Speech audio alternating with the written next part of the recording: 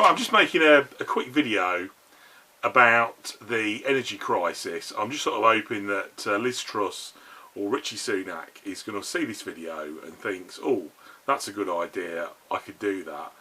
And I'm just wondering why not every house in Britain has got solar panels on the roof. And the reason is because of the feed-in tariff. Now at the minute, if you've got solar panels on your roof, you buy your electricity from your energy provider, whoever it might be, British Gas, E.ON or EDF, right, your energy provider, and you buy your energy at 52p per kilowatt hour, right?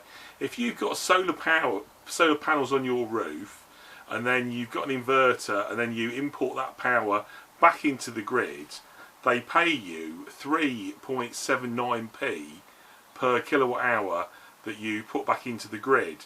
So you're nearly running a 50p loss. Do you know what I mean? So you're buying it for 52p if you want to use it in your house, and then you're importing it back into the grid, and they're giving you 3.79p. So it's a waste of time. It's all a bit of a con. So what people tend to do is they go out and buy expensive Tesla Powerwall batteries, and then the energy that you create, instead of it going back into the grid, you store it in the batteries, and then you can use it at night, or you can use it to charge your electric car. Now what I would do, I would say to the energy companies, it wants to be the same. So if you're buying it for 52p, you can import it back into the grid at 52p, and you get the same price for it. So you know, like recently I was in my local nationwide building society, and there was an old dear in there. I've had this several times, and she was saying to the cashier, oh, I've got an ISA, I've got £40,000 in my ISA, what is the interest rate? And the woman was going, oh, you're getting 0.5% at the minute, but it is going up. And the woman was delighted. She was going, oh, 0.5%, oh, brilliant. So she obviously hasn't done the maths, but 0.5% on 40 grand is £200 a year interest, right? A waste of time. But what I'm saying is, all these old dears who have got all this money, you know, like this, have got 40 grand, they could be using that and investing that, putting solar panels on other people's roofs, and then taking a cut. You know, going, well, I'll put some solar panels on your roof, and for doing that, I'll take half the profit, and then they're getting, you know, whatever, 25p for every kilowatt that they import back into the grid, and they'd make a fair old amount of money, wouldn't they? They'd probably make, you know, a couple of grand a year instead of making 200 quid. So everyone's a winner. Do you know what I mean? So that's my first thought. Why don't they fix it and say to everybody, right, we'll make the feed-in tariff the same. They could subsidise the solar panels. They could say, oh, we're not charging any VAT on the commissioning and the installation of the solar panels, and that would be a good way of getting us not so dependent on gas. I guess everybody would have electric heating. They would probably swap their gas boiler for an electric water heater that you could still run the radiators on, or you could take the radiators out and have these efficient, Fisher, these German electric radiators which run on. You can run individually on a thermostat, and every radiator can be set at a different temperature. So that's me first idea. My second idea is for industry. You know, get yourself a voltage stabiliser. You know, I work at a place and we make voltage stabilisers, and basically the voltage of your power in your machinery. Let's say that the voltage is coming into your building at 230 volts.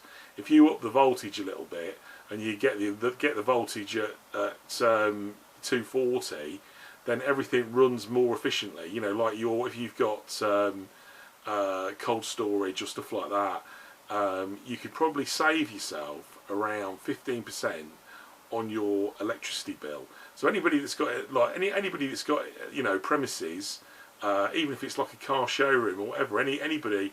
I mean, it'd be better if it was heavy industry, obviously, like molten metal or something like that, or if anybody's using a lot of electricity in industry, get a voltage stabiliser, save yourself a few quid. Again, the government could do VAT free and go, oh well, it's a national emergency, it's a crisis.